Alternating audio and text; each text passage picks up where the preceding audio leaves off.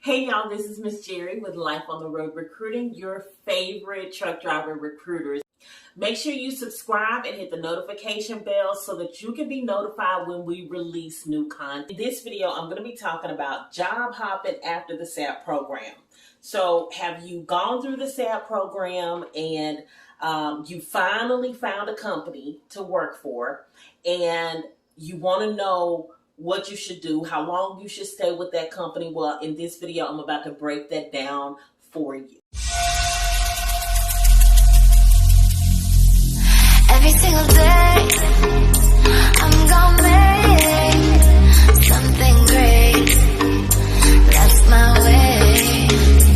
Every single day. All right, so here's three reasons why you should not job hop after coming out of the SAP program and finding a good company to work for.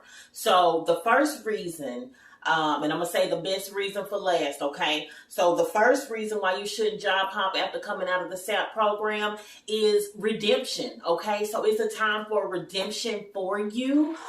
You are considered a second chance driver at this point, okay? This is your opportunity to show that you deserve to be in the truck, that you deserve to be working for that company that picked you up, all right? And that company is essentially your sponsor. They gave you an opportunity after going through the SAP program. So you want to stick it out with that company, okay? So my first reason is redemption. Number two, so the second reason why I feel like you should not be job hopping after you came out of the SAP program is because it took you a while to find a company that would take you, okay? So it's not like, you got like 50 and 60 carriers that are beating down your door to offer you a position. So you have to essentially, you might get, 2 or 3 opportunities, and you have to kind of weigh them according to what your family needs. Your family needs to pay the bills. Your family needs to be able to eat. Okay, and so, weigh the 1, 2, 3 options that you have.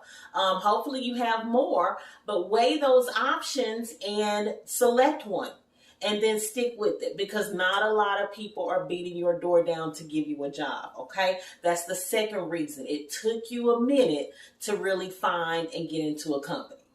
Most important reason why you should not job hop after coming out of the SAP program is because it's a paperwork nightmare, okay? So our recruiting agency helps carriers navigate through the SAP program and understand what it is they need to do to be able to hire a SAP driver compliantly, okay? Because it's a such thing as just hiring some people out there, but it's another thing to be compliant with it, okay? And so that carrier has to be compliant. And so they have to go through the clearinghouse. They have to get a query. They have to update the clearinghouse as your return to duty. But they also have to get with your SAP, get your SAP paperwork. There's there's a lot of back and forth that has to happen, and it's a paperwork nightmare, okay? So you want to stick it out with that carrier that picked you up all the way through the end of your follow-up treatments. And here's a reason why.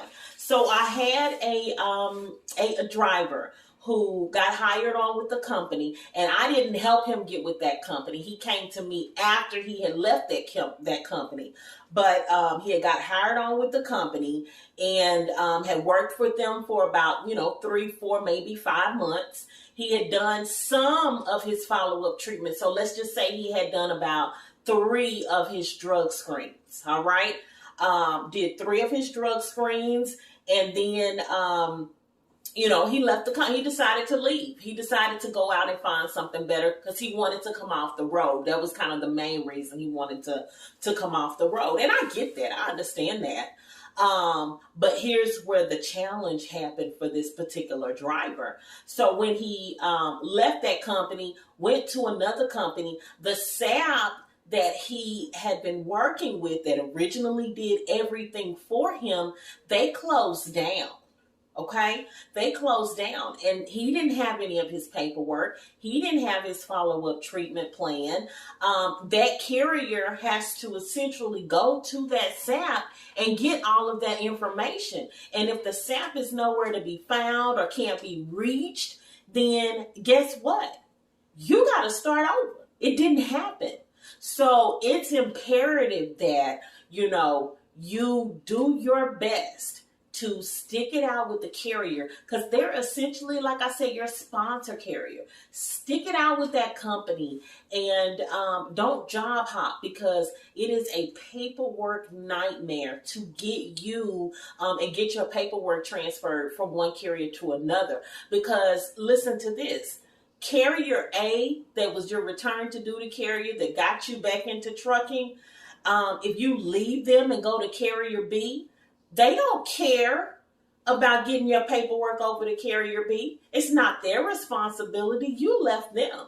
So that's why I try to advise all drivers that if you are a return to duty, you're in the return to duty process, you need to find a carrier that you're going to stick it out with for the term of your follow-up treatment. The minimum that the DOT requires is 6 random drug screens in the first 12 months.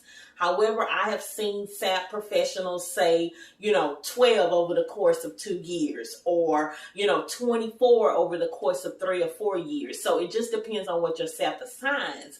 But you want to get with a company, you want to stick it out, because you got to get through those follow-up treatments. And then that's the end of step 6. Okay. So if you got a story, if this has happened to you, or you know somebody who has, was halfway through their follow-ups and then switched companies, and, this happened or that happened, drop it in the comments. We'd love to hear about it.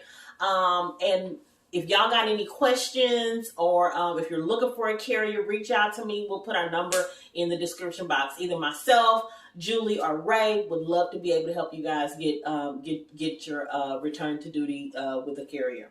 Y'all have a good one. Bye.